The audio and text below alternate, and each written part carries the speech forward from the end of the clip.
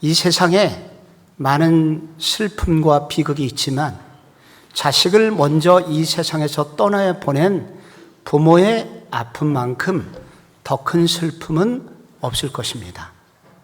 지난 화요일 새벽 고난주간 특세 때 맹인충성교회 최경자 전도사님이 2003년에 시각장애인 남편을 먼저 떠나보낸 이후에 그 충격으로 딸이 정신적인 어려움을 겪었고, 그래서 자주 쓰러지는 병에 걸리게 되었다는 얘기를 들었습니다. 때로는 하루에 20번씩 쓰러졌고, 그리고 길 한가운데에서도 쓰러지는 아픔을 겪었다고 했습니다. 그런 아픔에도 불구하고 엄마는 살아만 있어다오, 그것이 엄마의 소원이다. 그래서 약 20년 가까이를 잘 버텨왔는데 어느 날 새벽 딸이 있어야 되는 침대에 딸이 없음을 발견하게 되었고, 그리고 어느 날 그때 바로 경찰이 집을 찾아왔던 그날 새벽 이후로 이 전도사님은 아무것도 할 수 없었다고 하였습니다. 길을 걸어갈 때도 붕붕 떠서 다니는 것처럼 현실 감각이 없었고, 눈에서는 끊임없이 눈물이 쏟아져 나와서 더 이상 목회도 설교도 할 수 없어 어느 원로 목사님에게 교회를 부탁을 드렸던 것입니다. 그렇게 한 달쯤 지난 어느 날 어떤 말씀을, 성경을 읽게 되었는데 신기하게도 아무런 일이 없었던 것처럼 모든 것이 회복되어 그분은 다시 교회 목회자로 전도사로서의 사역을 감당할 수 있게 되었다고 고백했습니다. 세상 사람들은 결코 이해할 수 없는 어떤 신비한 힘이 그 전도사님을 일으켜 세웠던 것입니다. 그 힘은 무엇일까요? 오늘 우리가 읽은 본문에 예수의 두 제자가 십자가 사건 이후에 낙심한 모습으로 엠마오로 내려가고 있는 장면입니다. 그때 부활하신 예수님이 옆에 찾아오셨지만 그들의 낙심이 얼마나 컸는지 예수님이신 줄을 알아보지 못했다고 합니다. 그들이 사랑했던 예수가 십자가 극형을 받고 처참하게 죽어가는 것을 본 것이 그들에게 너무나 큰 충격이었고 슬픔이었습니다. 동시에 그 순간 그들이 정말로 바라던 한 가지 소원이 완전히 사라지는 순간이었습니다. 그 21절에 나오는데 우리는 이 사람이 이스라엘을 속량할 자라고 바랐노라. 이뿐 아니라 이 일이 일어난 지가 사흘째요. 많은 유대 젊은이들은 로마의 식민 통치에서 벗어나 자유의 나라가 될 것을 기도해 왔습니다. 예수라면 그런 구원자가 되줄 것이다. 소위 메시아 대망론이 그들에게 있었는데 십자가형으로 끝나자 그들의 모든 희망이 사라지게 된 것입니다. 죽은 지 사흘이 되었다는 것은 이제 시체가 부패하여 소망이 완전 끊어지게 된 상태가 되었다는 뜻입니다. 그래서 그들은 낙심하였고 그 슬픈 기색을 띠고 그의 고향으로 돌아가고 있었던 것이죠. 그런데 여러분, 오늘 이야기가 마지막이 전혀 다르게 끝나고 있습니다. 33절에 보면 곧 그때로 일어나 예루살렘에 돌아갔다고 나옵니다. 그 후에 그들은 예수 복음 공동체 회원으로 복음 전하는 일에 참여하면서 주께서 부탁하신 너희는 이 모든 일의 증인이라 라는 이 부탁의 말씀을 그렇게 순종하는 전도자가 되었다고 합니다. 그들에게 무슨 일이 일어났습니까? 이런 극한 절망 속에서 그들을 다시 일으켜서 다시 전도자의 자리로 돌아가게 했던, 그들을 이끌었던 힘은 어디서 비롯된 것일까요? 그것은 먼저 부활하신 예수님이 실제로 그들을 찾아오셨던 것에서 시작합니다. 부활하신 예수님이 그들에게 다가오셨죠. 낙심한 그들에게 묻습니다. 그때 대답하는 사람을 성경 18절은 그 한 사람인 글로바라 하는 자가 대답하여 이르되 당신이 예루살렘의 근처에 살면서 요즘 거기서 된 일을 혼자만 알지 못하느냐? 이 제자 중 하나의 이름이 글로바라고 소개를 하고 있습니다. 글로바는 예수님의 12제자는 아니었습니다. 누가복음 10장에 70인 전도대가 나오는데 그 70명의 핵심 제자 중 하나였을 것이라고 추측이 됩니다. 그럼 또 한 사람의 이름은 뭐냐? 나오지를 않습니다. 성경학자들은 이 사람이 글로바의 아내 마리아일 것이라고 추측을 합니다. 왜냐하면 고대 유대에서는 부부를 기록할 때 남편의 이름만 기록하는 관습이 있거든요. 만약에 똑같은 남자라면 둘 다 기록했어야 마땅하기 때문에 이러한 이론이 나오게 된 것입니다. 요한복음 19장 25절에 보면 예수의 십자가 곁에는 그 어머니와 이모와 그 다음에 누가 나오죠? 글로바의 아내 마리아가 나옵니다. 글로바의 아내도 바로 헌신된 그리스도인이었죠. 주님의 십자가 앞까지 간 여인이었던 것입니다. 여러분, 여기 글로바와 그의 아내가 실명이 기록되어 있습니다. 이것은 신화가 아니라는 것입니다. 역사적 인물의 이야기가 기록되어 있다는 것입니다. 이르되 무슨 일이냐? 이르되 나사렛 예수의 일이니 그는 하나님과 모든 백성 앞에서 선지자였는데 우리 대제사장들과 관리들이 종교재판에서 사형 판결로 넘겨줘서 십자가에 못 박아서 죽임을 당했다. 예수가 재판을 받았고 사형 판결을 받았고 극형을 받고 죽었다. 이렇게 기록이 되어 있습니다. 1세기 누구나 다 아는 재판이라는 것입니다. 여러분, 우리 한국 사람 중에 요즘 대통령 탄핵 재판의 결과 헌법재판소에서 탄핵됐다는 것을 모르시는 분 있나요? 한국 사람이 아닐 것입니다. 이거는 너무나 1세기에 누구나 다 아는 사건이었다는 것입니다. 역사적 실제 사건이었다는 거예요. 그런데 어저께 무슨 일이 있었냐면 어떤 여자들이 예수의 그 무덤에 갔다가 시체를 발견하지 못했고 천사를 만났는데 그 예수가 부활했다는 소식을 들었지만 그걸 확인하기 위해서 예수의 그 12제자 중에 몇 사람이 가보니 시체도 안 보이고 예수도 보지 못했다. 그래서 우리는 지금 낙심천만하여 지금 고향으로 돌아가고 있는 중이다 라고 고백을 하고 있는 것입니다. 여러분, 오늘의 이 본문이 우리한테 소개하려고 하는 게 있습니다. 예수 부활은 신화가 아니라 예수 부활을 둘러싼 사건들은 역사의 한 시점에 역사적 인물이 실제로 경험하고 체험한 사건이라는 것입니다. 이 엠마오 제자 이 두 사람이 이 낙심한 이 사람이 부활의 증인이 된 이유는 이 부활의 분명한 실제적 사건, 분명히 예수께서 다시 살아난 것을 그들이 보았고 체험했기 때문에 그들이 변화되었다는 사실입니다. 글로바라는 실명, 여기 나오는 이유는 이 누가복음이라는 책은 바로 이 사건으로부터 약 30년 정도 지난 후에 기록이 됩니다. 이 말은 무슨 얘기냐면 30년 후쯤 됐을 때 글로바라는 사람은 교회의 유명한 일꾼이었기 때문에 그를 모르는 사람이 없을 정도였다는 것입니다. 그래서 글로바가 유명한 사람, 바로 그가 경험한 얘기다 하는 얘기고, 이 빌라도의 재판과 사형당한 사건과 빈무덤 사건, 그리고 예수의 제자들이 방문했다가 만나지 못한 사건은 초대교회 제자들조차도 이것은 믿을 수 없는 사건이었다는 거예요.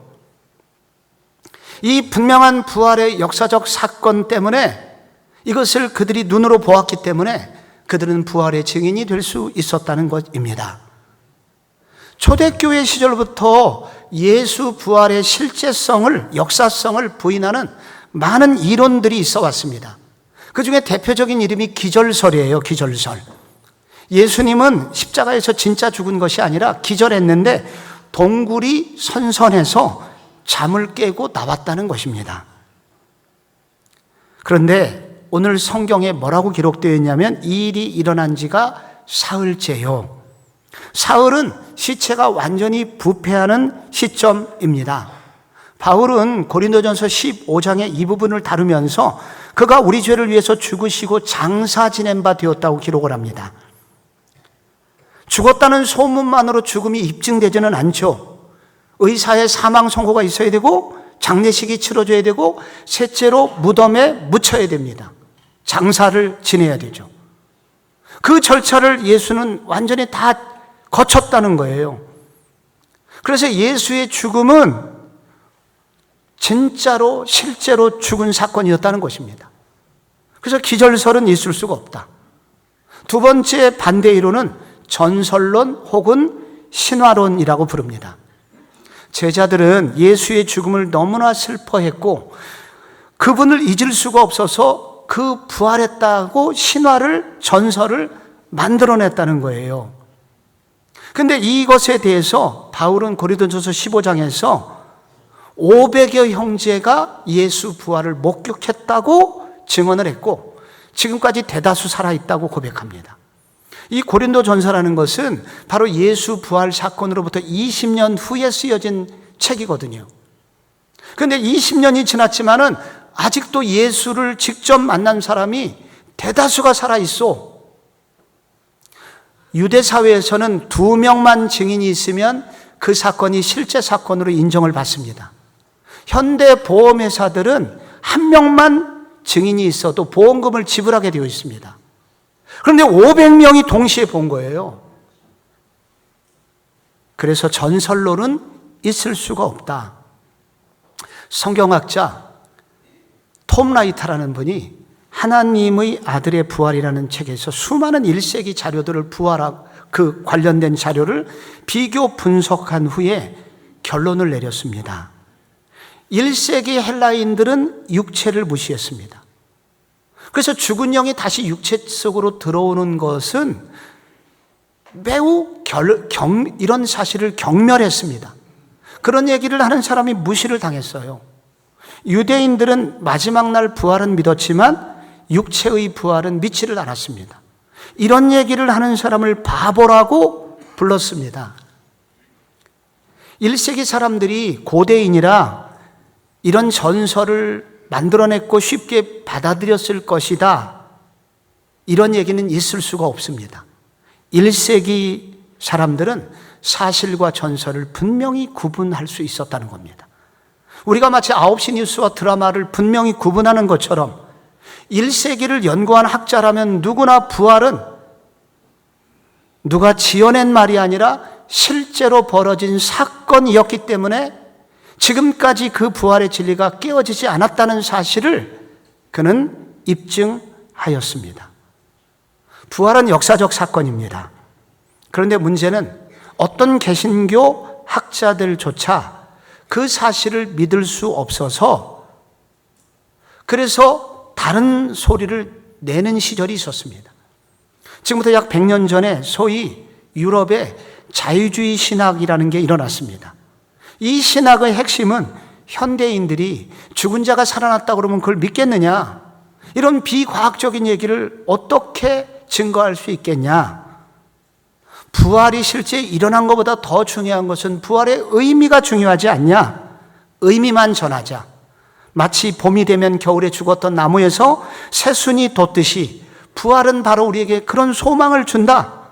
이 정도 전하면 되지 않겠느냐? 라고 이론을 펼쳤고 그걸 신학교에서도 가르친 적이 있습니다. 이게 복음의 능력을 무섭게 약화시킨 이론입니다. 아닙니다. 이 정도가 아니에요. 예수 그분은 실제 살아나셨습니다. 아무리 의미가 있다고 하더라도 사실이 아니라면 결국 모든 힘을 잃어버리게 될 것입니다. 그러나 아무리 외면당한다 하더라도 그것이 사실이라면 그것은 엄청난 힘을 가지게 될 것입니다. 이순신의 명랑해전 믿을 수 없어. 왜? 내가 본 적이 없기 때문에. 말이 됩니까? 여러분, 우리가 예수 부활을 내가 본 적이 없기 때문에 예수군은 내가 부활은 경험을 못 해봤기 때문에 나는 믿지 못하겠다. 있을 수가 없는 일입니다.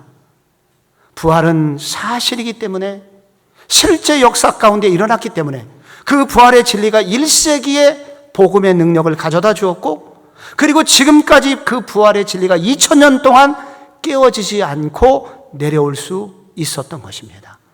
이 예수의 부활의 실제성과 이 부활의 분명한 역사성 때문에 바로 이 엠마오 두 제자는 벌떡 일어날 수 있었던 것입니다. 또 하나 이유가 있습니다. 이들이 일어난 이유는 고난 속에 숨겨진 부활의 능력을 볼 수 있는 믿음의 눈을 떴기 때문입니다. 여러분, 예수님께서 미련하고 선지자들이 말한 모든 것을 더디 믿는 자들이요, 이렇게 말을 했습니다. 근데 여기 미련하다는 말은 바보스럽다는 얘기고, 마음에 더디 믿는다는 것은 느린 자들을 말하는데 우리말로는 미련곰 같은 사람들아 라는 얘기입니다. 근데 이게 이 헬라어 원문에는 앞에 대문자 오메가가 들어있습니다. 어디 교회 가면 이렇게 알파와 오메가라는 헬라어가 써 있잖아요. 그 오메가 시계에 붙어 있는 오메가, 그게 원문의 헬라어 오인데, 이거는 예수님이 가끔 쓰는 탄식의 소리입니다. 오! 근데 이거는 이제 예수님의 분노도 섞여 있는 것입니다. 너희들 어떻게 그럴 수가 있냐? 어떻게 그렇게 바보스러울 수가 있고, 어떻게 그렇게 못 믿을 수가 있니? 예수님의 강한 탄식이 여기 들어 있습니다. 뭘 못 믿냐면 그리스도가 고난을 받고 자기의 영광에 들어가야 할 것이 아니냐? 여기 두 동사가 나와요. 고난받다, 영광에 들어가다. 이 두 동사 앞에 조동사 데이, 영어로 should가 들어 있습니다. 그래서 이건 뭐냐면은 영광을 얻기 전에, 영광은 올 텐데 그 전에 반드시 고난이라는 과정이 있어야 돼. 고난을 받는 건 너무나 당연한 거야. 고난 없이 영광이 있을 수 없다는 이 사실을 예수님은 이미 구약 성경을 통하여, 그리고 예수님께서 제자들에게 여러 차례 말씀을 해 주셨던 내용입니다. 이사야 53장에 그가 찔림은 우리의 허물을 인하며, 그 메시아에 대한 예언인데, 그 메시아가 메시아 되기 전에 찔림의 일이 있을 것이라고 구약에 예언되어 있고, 시편 22편에는 나는 벌레요 사람이 아니라, 그 그리스도가 영광을 받기 전에 이렇게 벌레 취급을 받는 일이 있을 것이라고 예언이 돼 있고, 내가 몇 차례나 너희들에게 이런 고난이 끝이 아니라 고난받고 난 이후에 부활이 있을 것을 말하지 않았니? 그런데 너희들이 고난만 보고 이렇게 낙심하는 거 어떻게 이럴 수 있니? 오 하면서 예수님이 그들을 깨뜨리고 있는 것입니다. 그들이 왜 이렇게 여러 차례의 가르침에도 불구하고 그들의 생각이 깨어지지 않았었냐면, 그들이 세속적 영광론에 도취되어 있었기 때문입니다. 메시아라면 반드시 승리를 가져와야 해.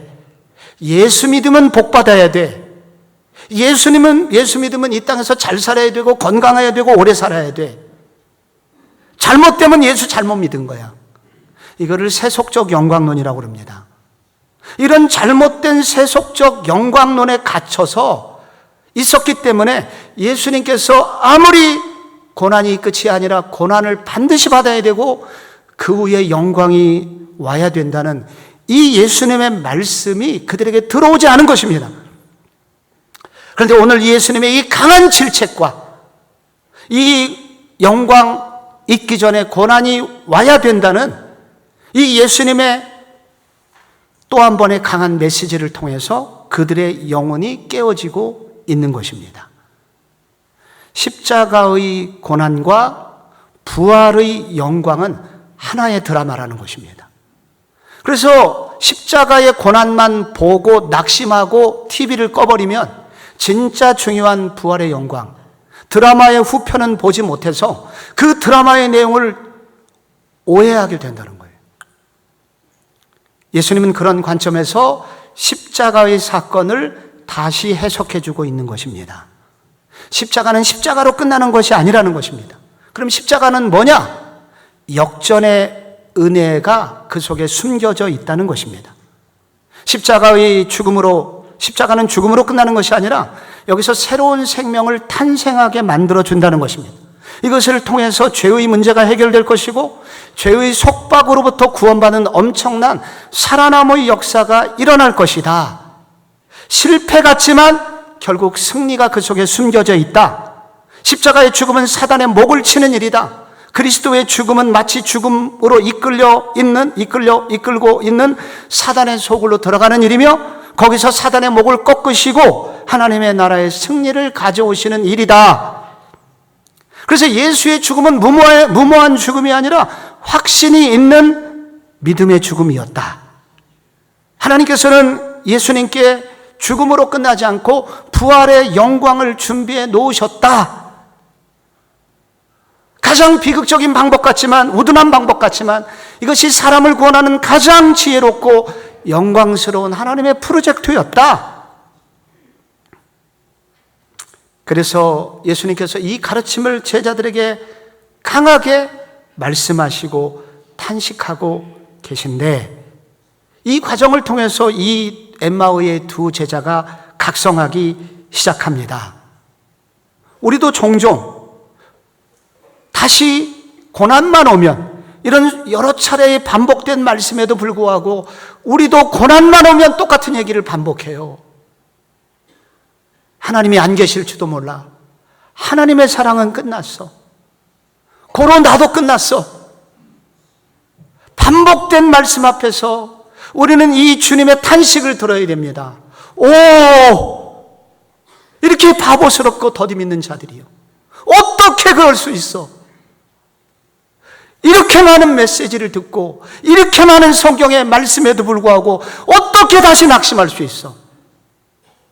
예수 믿는 사람의 고난은 고난으로 끝나는 것이 아니라 그 고난을 통하여 그 고난 속에 영광을 숨겨 놓으시고, 그래서 그 고난, 그 영광을 찾아가는 과정이 될 거야 라는 이 말씀을 오늘 주님은 다시 한번 우리에게 강조하고 계신 것입니다. 20대의 남미 에콰도르 아우카족에게 처참하게 순교를 당한 짐 엘리엇 이야기를 우리는 들은 적이 있습니다. 그의 부인이 엘리자벳 엘리엇인데 그분이 대신해서 그곳 부족 선교사가 되었고 평생 그 선교사로 그들을 섬기게 됩니다. 그런데 그가 그 부족을 섬기다 보니까 어떤 양치기들을 보게 된 거예요. 그 양치기들이 그 양들의 몸속에 살인 진드기가 덕지덕지 붙어 있는 것을 발견하게 된 거예요. 그런데 그 양치기가 큰 물통 속에다가 화학 살균제를 잔뜩 뿌린 후에 양을 한 마리씩 들어갖고 물통 속에 집어넣었습니다. 그러니까 이 양들이 몸부림을 치면서 빠져나오려고 하지만 강하게 이 목자가 그 양을 붙들고 있으니까 거의 죽을 지경이 되었습니다. 양들이 속으로 생각합니다. 이 목자가 그동안 우리를 돕는 사람인 줄 알았더니 실제는 우리를 죽이려는 사람이었어. 그동안 내가 속고 살았어. 그렇게 양들이 생각한다는 거예요. 그리고 나서 그 양을 꺼내서 밖으로 내놓게 되죠. 그러나 목자는 이런 오해에도 불구하고 이 오해가 두려워서 양을 봐주는 것이 아니라 끝까지 그 양들을, 오해에도 불구하고 그렇게 몸부림치는 그런 양들을 그 살균제 통 속에 집어넣고 있다는 거예요. 그들을 살리기 위해서, 그들을 정결하게 하기 위해서, 그들을 오랫동안 살게 하려고 목자는 그렇게 하듯이 믿는 자에게 고난이 이와 같다는 것을 이 사모님이 깨닫게 된 것입니다. 그리고 자기가 만난 고난도 다시 한번 돌아보게 되는 거예요. 20대 멀쩡한 남편이 죽었잖아요. 선교하다가 죽었잖아요. 이해할 수 없는 아픔과 고난을 당했는데 이게 도대체 뭐지? 주님의 거룩한 뜻이 계실 거야. 내가 알 수 없는, 이해할 수 없는 주님의 계획이 계실 거야. 그래서 그는 그곳에서 버티고 견디고 그 아홉 가족을 복음화시키는데 결국 성공하게 됩니다. 하나님은 고난으로 끝내지 않으십니다. 고난 속에 언제나 부활의 영광을 숨겨 놓으셨습니다. 그래서 믿는 자는 반드시 그 영광을 얻기 전에 반드시 통과해야 되는 게 고난이라는 과정이라는 것입니다. 이 고난의 과정을 통과한 이후에 비로소 영광으로 가게 하시고, 이 고난을 통해서 주님은 우리를 정결하게 하시기도 하고 악한 것이 기생하지 못하도록 물려쳐 제거해 주시기도 하고, 이 과정을 통해서 우리를 붙들고 계시는 주님의 신비한 능력도 체험하게 하게 하셔서 우리를 결국 승리하게 하시게 한다는 것입니다. 누가 이것을 알 수 있을까요? 믿음의 눈이 있는 사람입니다. 고난은 진정으로 내가 살아가는 과정이며 이런 죽음 같은 시간 속에 부활이 기다리고 있다는 이런 믿음의 눈을 가진 사람은 다시 살아나게 되고 용기를 얻게 될 것이다. 이 믿음의 눈이 엠마오 두 제자들에게 생기게 되었습니다. 이것이 이들을 다시 뛰게 만들었습니다. 절망에서 전도자로 변화된 마지막 이유는 복음 교리에 대한 믿음이 그들에게 세워졌기 때문입니다. 그들이 예수님을 강권하여 한 집에 머물게 합니다. 그때 주님은 12 제자에게 하시듯 성찬식을 행해 주십니다. 그래서 떡을 떼셔서 축사하시고 떡을 그들에게 나눠주셨는데, 그때 31절에 그들의 눈이 밝아져 그인 줄 알아보더니 라고 되어 있습니다. 그때 그들의 눈이 밝아졌다고 합니다. 여기 밝아졌다는 동사와 알아보다는 동사 두 개가 나옵니다. 그런데 이거 밝아지다라는 것은 수동태라서 누군가에 의해서, 그러니까 예수에 의해서 눈이 떠지게 됐다는 얘기고, 여기 알아보다라고 하는 단어는 영적인 눈을 뜨게 됐다는 단어입니다. 그들은 그때 영적으로 무엇을 깨달았을까요? 이 단어가 성경에 처음 나온 것은 창세기 3장 6절입니다. 여자가 그 나무를 본즉 먹음직도 하고 보암직도 하고 이에 그들의 눈이 밝아져 자기들이 벗은 줄 알고 무화과 나무 잎을 엮어 치마로 삼았더라. 아담과 하와가 선악과를 따먹었을 때 눈을 뜨게 됩니다. 이때 눈은 죄악의 눈이 뜬 거예요. 이때부터 죄의 저주가 시작이 됩니다. 영원히 살도록 되어 있었던 그들이 죽음이 시작이 됩니다. 하나님과의 관계 단절로 영적인 죽음을 겪게 되고, 그대로 어떤 변화도 겪지 못하면 진짜 지옥에서 영원히 살게 되는 영사를 경험하게 됩니다. 그래서 죽음의 저주가 그들을 인류를 따라다니게 만들었던 그 사건이 창세기 3장 6절에 나와요. 근데 오늘 그 두 제자는, 엠마오 두 제자가 눈을 뜨게 됐습니다. 이때의 눈은 뭐냐면 바로 영적인 눈인 것입니다. 십자가를 통해서 알게 된 놀라운 사건, 사실인 것입니다. 예수의 십자가 죽으심으로 이런 저주가 끝났구나 하는 것을 알게 된 것입니다. 이 십자가를 통해서 십자가 예수를 믿게 되면 하나님과의 막혔던 관계가 회복이 돼서 그 하나님과의 관계를 멀어지게 했던 저주가 끝나고 하나님의 생명을 그대로 받을 수 있게 되었고, 그 결과 하나님의 자녀가 된다는 이 놀라운 진리에 대한 영적 각성을 그들이 깨닫게 된 것입니다. 그리고 결국 이 세상 나라와 비교도 안 되는 영원한 하나님의 나라에 궁극적으로 들어가게 될 것을 그들이 알게 된 것이라는 것입니다. 바로 이 순간 오랜 저주가 풀리고 그 오랜 저주가 끝나는 순간입니다. 죽음이 무너지고 생명과 새로운 가능성이 넘실거리는 그 이 새 창조의 역사가 시작이 되는 것이죠. 그런데 이런 저주가 풀리는 영적인 눈을 뜨는 계기가 있었습니다. 그것은 떡을 떼는 순간 일어났지만 사실은 떡을 떼기 전부터 일어났었습니다. 그것은 무엇이었냐면 32절에 나오죠. 말씀을 풀어주실 때 우리 속에 마음이 뜨겁지 아니하더냐. 바로 말씀을 풀어주셨다는 겁니다. 여기 말씀은 원문에는 복수형입니다. 말씀들입니다. 여기 말씀들은 여러 성경 구절을 풀어주신 거예요. 이 성경 구절은 전부 다 십자가에 관련된 내용이었고 부활과 관련된 성경 구절들이었습니다. 그래서 이것을 십자가와 부활의 교리라고 할 수 있습니다. 교리는 성경의 내용들을 종합한 진리의 덩어리거든요. 바로 십자가와 부활의 교리가 그들 속에 말씀을 듣는 동안에 세워지게 된 것입니다. 이 십자가와 부활의 교리가 가슴에 딱 들어오게 되자 그들 가슴에 불이 붙기 시작한 것입니다. 아, 이게 진짜구나. 이게 진리구나. 그래서 흔들리지 않는 믿음이 그들 속에 강하게 자리 잡게 되었다는 것입니다. 아이들은 지구가 둥글어 그러면 처음에는 믿지 않고 혹은 이해를 하지 못합니다. 그런데 이해가 되지 않아도 선생님의 권위를 인정하는 아이는 그런 줄 믿고 살다가 나중에 크면서 그것이 사실임을 깨닫게 됩니다. 우리를 다르게 살게 하는 힘은 무엇이냐면 우리가 다 이해하지 못해도 다 몰라도 바로 성경의 권위를 인정하게 되면 성경에 있는 십자가와 이 부활의 교리를 믿게 되고 이 십자가와 부활의 교리는 결국은 나를 바꾸는 능력이 되고 세상을 이겨낼 수 있는 엄청난 힘이 여기서 나온다는 것입니다. 지난 금요일 우리 교회 청년부 목사님과 동명이인인 정우준 목사님이 성금요일에 말씀을 전해주셨습니다.